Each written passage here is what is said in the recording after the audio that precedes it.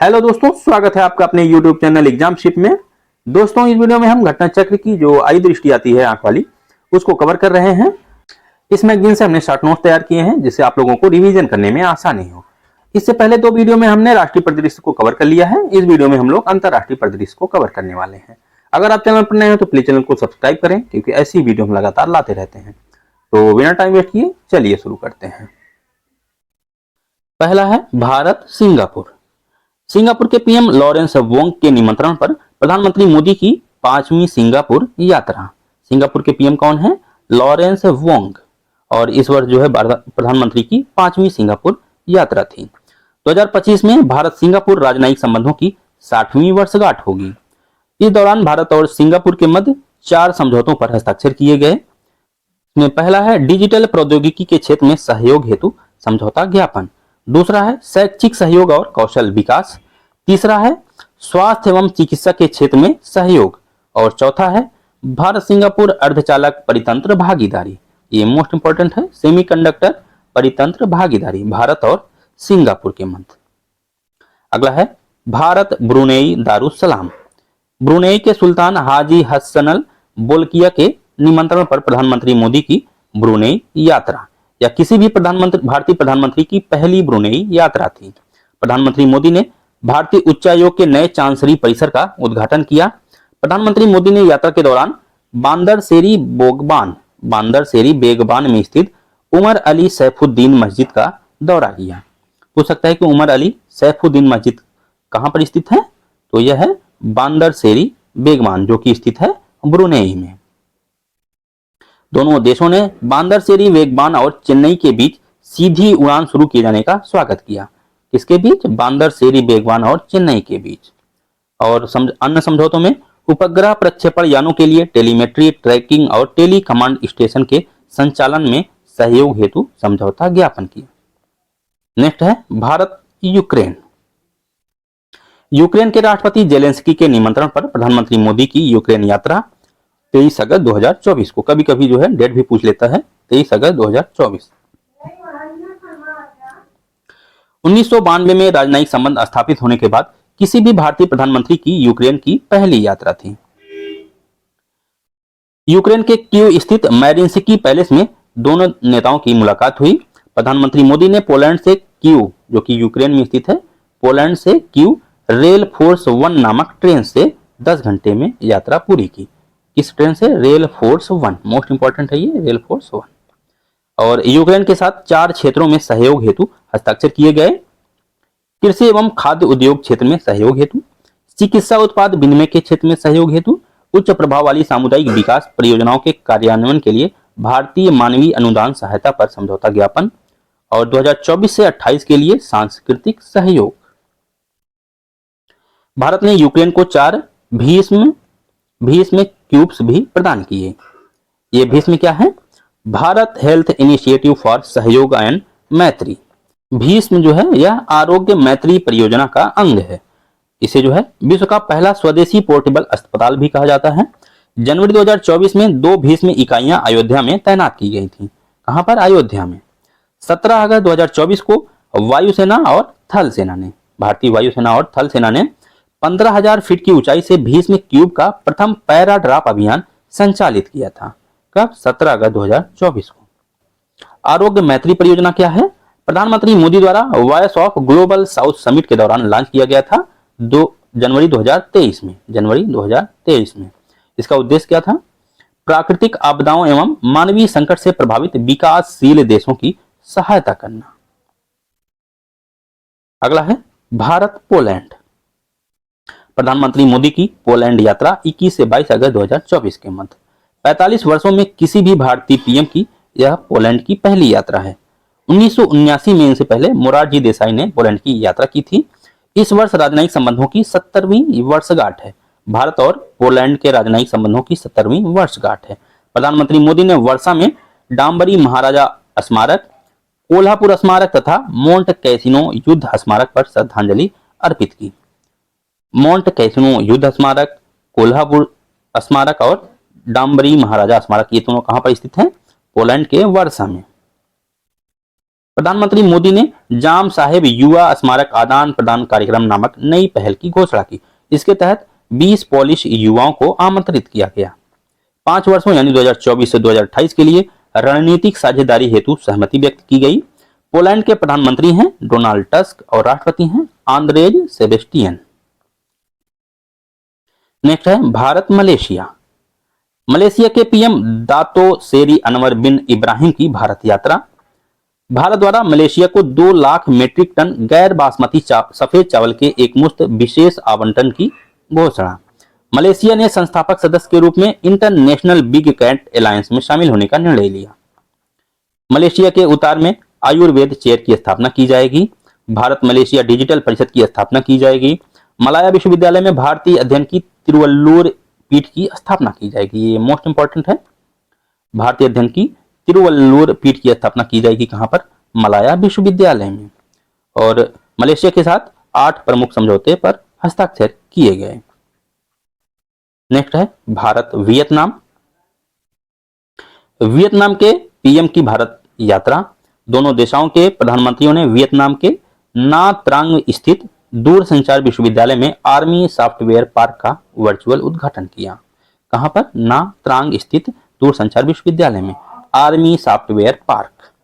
Vietnam द्वारा CDRI यानी coalition for disaster resilience infrastructure में शामिल होने की घोषणा। 2024 से 2028 के लिए व्यापक रणनीतिक साझेदारी के कार्यान्वयन हेतु कार्य योजना पर हस्ताक्षर किए गए। 2024 से 2028 के लिए व्यापक रणनीतिक साझेदारी के कार्यान्वयन हेतु कार्य योजना पर हस्ताक्षर किए गए। कुल 9 समझौते किए गए। किसके साथ? वियतनाम के साथ। टोटल 9 समझौते किए गए। और लोथल में समुद्री विरासत परिषद के विकास पर समझौता ज्ञापन किया गया। समुद्री विरासत परिषद का विकास कहां पर किया जा रहा है? लोथल में, गुजरात के लोथल में। रक्षा खरीद हेतु भारत द्वारा वियतनाम को दी गई $300 मिलियन लाइन ऑफ क्रेडिट के तहत ऋण समझौते। $300 मिलियन। अगला है भारत ऑस्ट्रिया। प्रधानमंत्री मोदी की ऑस्ट्रिया यात्रा 9 से 10 जुलाई के मध्य। ऑस्ट्रिया के चांसलर हैं कार्ल नेहमर। राजनयिक संबंधों की 75वीं वर्षगांठ थी इस वर्ष। भारत और ऑस्ट्रिया के मध्य भी राजनयिक संबंधों की 75वीं वर्षगांठ थी। 41 वर्षों में किसी भी भारतीय प्रधानमंत्री की यह पहली ऑस्ट्रिया यात्रा थी। नवाचार और उद्यमता को बढ़ावा देने हेतु Bharat Austria startup bridge launch किया गया। अगला है भारत रूस। प्रधानमंत्री मोदी की रूस यात्रा 8 से 9 जुलाई 2024 के मध्य। दोनों नेताओं के बीच 22वां भारत रूस वार्षिक शिखर सम्मेलन आयोजित किया गया। कहां पर? मॉस्को में। 22वां भारत रूस वार्षिक शिखर सम्मेलन। 2030 तक $100 बिलियन के द्विपक्षीय व्यापार का लक्ष्य निर्धारित किया गया। कुल 9 समझौते अथवा MOU किए गए, जिसमें प्रमुख हैं 2024 से 29 तक रूस के सुदूर पूर्व क्षेत्र में व्यापार, निवेश आदि क्षेत्रों में सहयोग, जलवायु परिवर्तन पर निम्न कार्बन विकास के मुद्दे पर समझौता ज्ञापन, ध्रुवीय क्षेत्रों में अनुसंधान एवं लॉजिस्टिक में सहयोग, मानचित्र कला के सामान्य क्षेत्र में सहयोग आदि। प्रधानमंत्री मोदी को रूस का सर्वोच्च राजकीय सम्मान the order of sir Andrew the apostle, इससे जो है सम्मानित किया गया। हालांकि इसकी घोषणा जो है, इस पुरस्कार की देने की घोषणा 2019 में ही कर दी गई थी। रूस में 2 नए भारतीय दूतावास कजान एवं येकातेरिनबर्ग में, कजान में और येकातेरिनबर्ग में 2 नए भारतीय दूतावास स्थापित किए जाएंगे। अगला है भारत ग्रीस। ग्रीस के पीएम किरियाकोस मित्सोटाकिस की भारत यात्रा। ये जो है नई दिल्ली में आयोजित 9वें रायसीना संवाद 2024 में मुख्य अतिथि एवं मुख्य वक्ता के रूप में शामिल हुए। 9वां रायसीना संवाद कहां पर आयोजित किया गया था? नई दिल्ली में।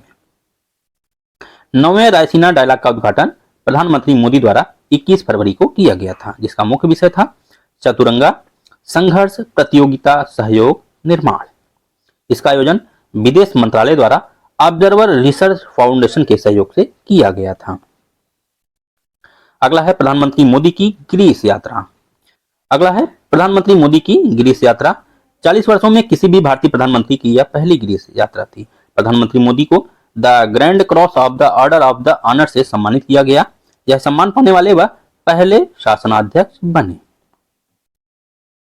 अगला है भारत UAE। प्रधानमंत्री मोदी की 7वीं UAE यात्रा 13 से 14 फरवरी के मध्य। इसमें प्रमुख समझौते कौन कौन से किए गए?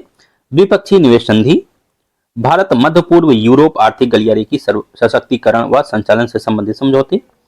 नेशनल मैरीटाइन हेरिटेज कॉम्प्लेक्स के विकास हेतु MOU। यह जो है लोथल, अभी ऊपर आपने देखा गुजरात के लोथल में निर्माणाधीन है। भारत के UPI और UAE के आने के मध्य इंटरलिंकिंग हेतु समझौता ज्ञापन। अबू धाबी स्थित जायद स्पोर्ट सिटी स्टेडियम में प्रधानमंत्री मोदी के सम्मान में आयोजित अहलान मोदी कार्यक्रम को प्रधानमंत्री मोदी ने संबोधित किया। दुबई में CBSE के क्षेत्रीय कार्यालय का शुभारंभ हेतु समझौता ज्ञापन किया गया। ये भी मोस्ट इंपॉर्टेंट है, दुबई में CBSE के क्षेत्रीय कार्यालय का शुभारंभ। UAE के राष्ट्रपति शेख मोहम्मद जायद बिन नाहयान गांधीनगर के महात्मा मंदिर में आयोजित वाइब्रेंट गुजरात शिखर सम्मेलन में मुख्य अतिथि थे। और वाइब्रेंट गुजरात शिखर सम्मेलन कब आयोजित किया गया था? 10 से 12 जनवरी के मध्य। कहां पर? गांधीनगर में। इसके मुख्य अतिथि थे UAE के राष्ट्रपति शेख मोहम्मद जायद बिन नाहयान। वर्ल्ड गवर्नमेंट समिट 2024 का आयोजन दुबई में किया गया 12 से 14 जनवरी 2024 के मध्य, जिसका विषय था भविष्य की सरकारों को आकार देना। वर्ल्ड गवर्नमेंट समिट, इसका आयोजन दुबई में। प्रधानमंत्री मोदी इस सम्मेलन के मुख्य अतिथि थे और भारत के साथ साथ तुर्की और कतर को भी मुख्य अतिथि घोषित किया गया था। बोचासन वासी श्री अक्षर पुरुषोत्तम स्वामी नारायण संस्था द्वारा बाप्स हिंदू मंदिर का निर्माण अबू धाबी में किया गया, जिसका जो उद्घाटन था प्रधानमंत्री मोदी द्वारा किया गया। अगला है भारत और फ्रांस। फ्रांस के राष्ट्रपति इमैनुअल मैक्रों की भारत यात्रा, और इन्होंने 75वें गणतंत्र दिवस समारोह में मुख्य अतिथि के रूप में भाग लिया। गणतंत्र दिवस समारोह में 6वीं बार फ्रांसीसी नेता जो है या मुख्य अतिथि के रूप में शामिल हुए, जो कि सर्वाधिक है, किसी भी देश द्वारा सर्वाधिक। 2026 में भारत फ्रांस नवप्रवर्तन वर्ष घोषित किया गया। भारत फ्रांस नवप्रवर्तन वर्ष 2026 को। एफिल टावर से भारत के UPI का संचालन करने की घोषणा की गई। फ्रांस जो है UPI का संचालन करने वाला प्रथम यूरोपीय देश बना। सेनेगल में सौर अकादमी स्थापित करने की घोषणा। कहां पर? सेनेगल में सौर अकादमी स्थापित करने की घोषणा। फ्रांस स्थित मोर्से में भारत के महावाणिज्य दूतावास तथा हैदराबाद में ब्यूरो डी फ्रांस की स्थापना की घोषणा। फ्रांस से मान्यता प्राप्त संस्थाओं, विश्वविद्यालय से स्नातकोत्तर आदि डिग्री धारक भारतीयों हेतु 5 वर्ष हेतु शेंगेन वीजा योजना। और अगला है भारत में H-125 हेलीकॉप्टरों हेतु असेंबली लाइन स्थापित करने हेतु PASL और एयरबस के मध्य समझौता ज्ञापन। अगला है भारत ओमान। ओमान के सुल्तान हैथम बिन तारिक की भारत यात्रा 15 से 17 सितंबर के मध्य। यात्रा के दौरान भविष्य के लिए साझेदारी शीर्षक से संयुक्त विजन दस्तावेज अंकित किए। भारत ओमान संयुक्त स्मारक डाक टिकट भी जारी किया गया। इस डाक टिकट पर डांडिया रास और अल रजा को दर्शाया गया है। अगला है भारत और तंजानिया। तंजानिया के राष्ट्रपति सामिया सुलू हसन की भारत यात्रा। ये तंजानिया की पहली महिला राष्ट्रपति हैं। भारत तंजानिया के मध्य रक्षा सहयोग हेतु 5 वर्षीय रोड मैप पर सहमति। 2023 से 2027 के मध्य सांस्कृतिक आदान प्रदान कार्यक्रम हस्ताक्षरित। जेएनयू ने सामिया सुलू हसन को डॉक्टरेट मानद उपाधि से सम्मानित किया। किसने? जेएनयू ने। फरवरी में हरियाणा के सूरज कुंड में आयोजित अंतरराष्ट्रीय सूरज कुंड मेले का भागीदार देश कौन सा रहा? तंजानिया। तंजानिया ने इंटरनेशनल बिग कैट एलायंस और वैश्विक जैव ईंधन गठबंधन में शामिल होने की घोषणा की। अगला है अंतरराष्ट्रीय प्रकरण, जिसमें पहला है वैश्विक नवाचार सूचकांक 2024। इसे जो है वाइपो यानी विश्व बौद्धिक संपदा संगठन द्वारा प्रकाशित किया जाता है द पोर्टुलेंस इंस्टीट्यूट की भागीदारी में।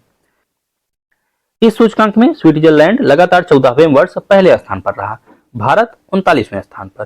2023 में किस स्थान पर था? 40वें। और इस वर्ष एक स्थान सुधार करके कितने स्थान पर आ गया है? 39वें पर वैश्विक नवाचार सूचकांक में। नेक्स्ट है विश्व प्रतिभा रैंकिंग 2024। इसे IMD द्वारा प्रतिवर्ष प्रकाशित किया जाता है। इस वर्ष जो है 11वां संस्करण था, जिसमें 67 अर्थव्यवस्थाओं को शामिल किया गया। शीर्ष देश कौन कौन से रहे? पहले स्थान पर स्विट्जरलैंड, दूसरे पर सिंगापुर, तीसरे पर लग्जमबर्ग। स्विट्जरलैंड पहले पर, दूसरे पर सिंगापुर, तीसरे पर लग्जमबर्ग। भारत को 58वां स्थान प्राप्त हुआ। 2023 में यह 56वें स्थान पर था। भारत को एशिया प्रशांत क्षेत्र में रैंकिंग में 12वां स्थान प्राप्त हुआ। एशिया प्रशांत क्षेत्र में 12वां स्थान, ओवरऑल 58वां स्थान। मंगोलिया जो है अंतिम स्थान पर रहा, यानी 67वें स्थान पर। अगला है विश्व की 10 सबसे बड़ी अर्थव्यवस्थाएं 2024। इसे GDP के संदर्भ में जारी किया गया।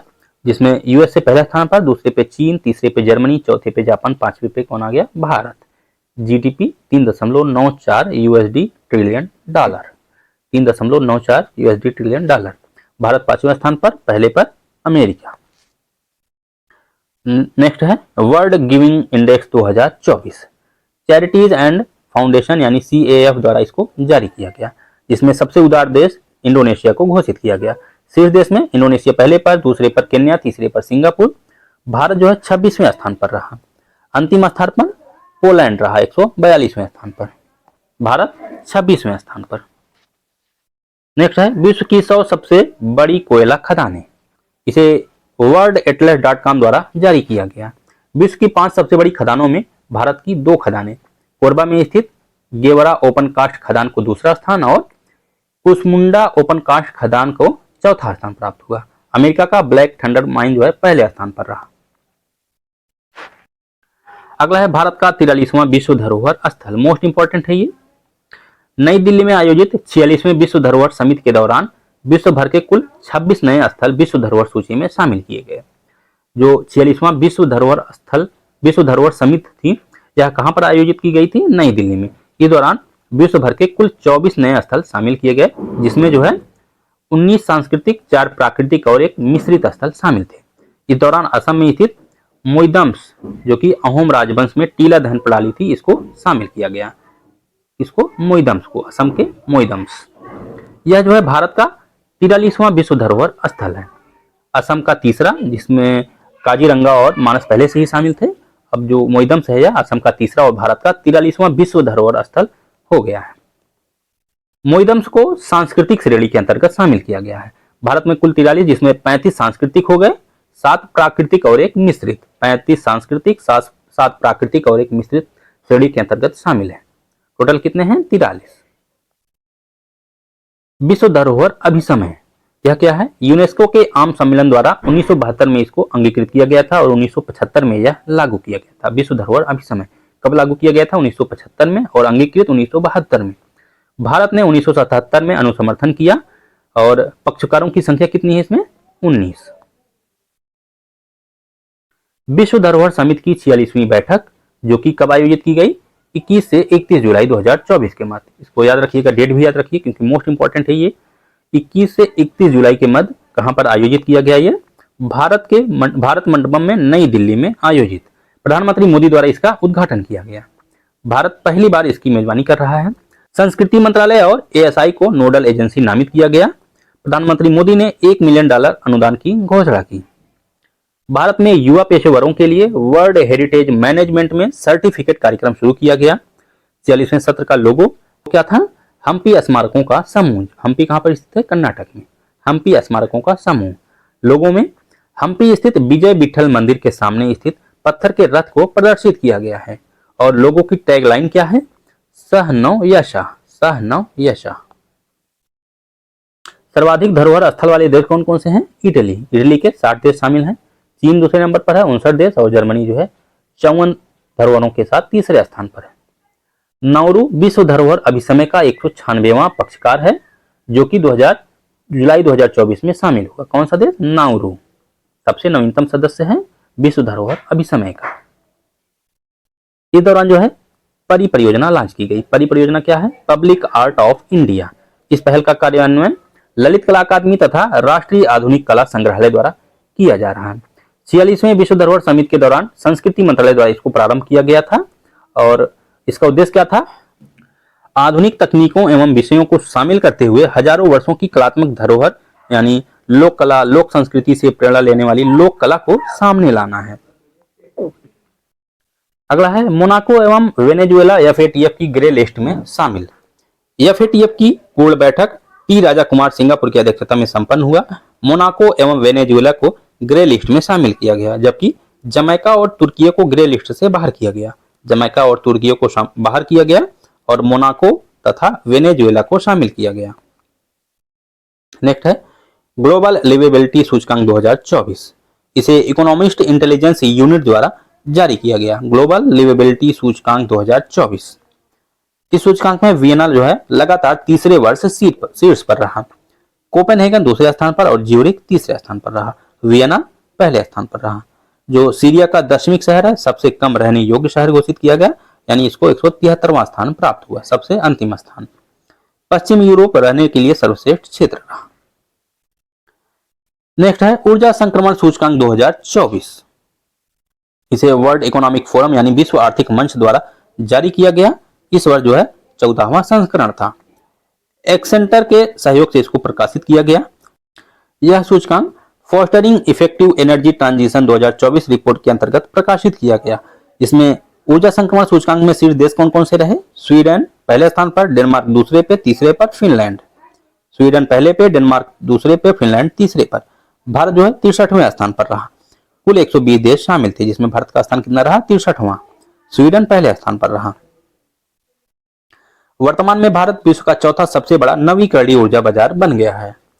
भारत द्वारा ग्लासगो में 2021 में COP26 के दौरान प्रस्तुत long term low carbon development strategy में निम्न लक्ष्य निर्धारित किए गए थे। हालांकि यह 2021 में ही निर्धारित किया गया था, लेकिन इस तरह के क्वेश्चन अक्सर पूछता रहता है, तो इसलिए इसको याद रखना है। 2005 के स्तर की तुलना में 2030 तक जीडीपी की उत्सर्जन तीव्रता में 4.5% तक की कटौती करना। दूसरा है 2070 तक शून्य उत्सर्जन लक्ष्य हासिल करना।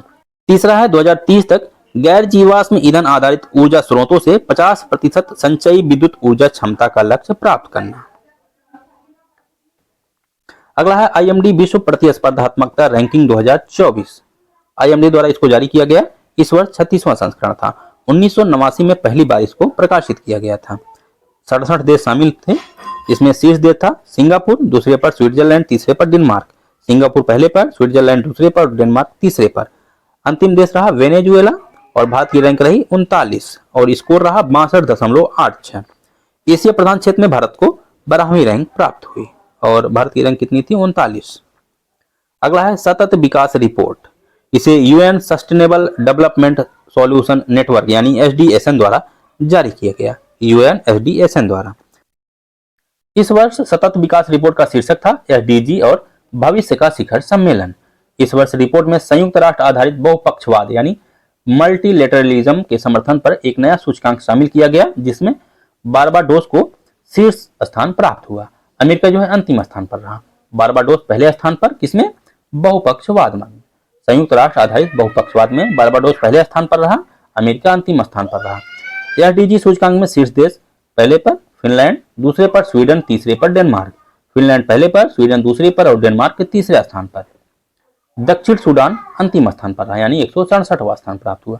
भारत की रैंक कितनी रही? 109। सतत विकास रिपोर्ट में 109 रैंक है और इसका स्कोर था 64। तो दोस्तों इस वीडियो में इतना ही। इसके बाद अंतरराष्ट्रीय परिदृश्य पर एक और वीडियो आएगा, जिसके साथ ही हमारा अंतरराष्ट्रीय परिदृश्य कंप्लीट हो जाएगा। अगर आपको वीडियो यूजफुल लगा हो तो प्लीज वीडियो को लाइक करें और चैनल को सब्सक्राइब करें। Thank you.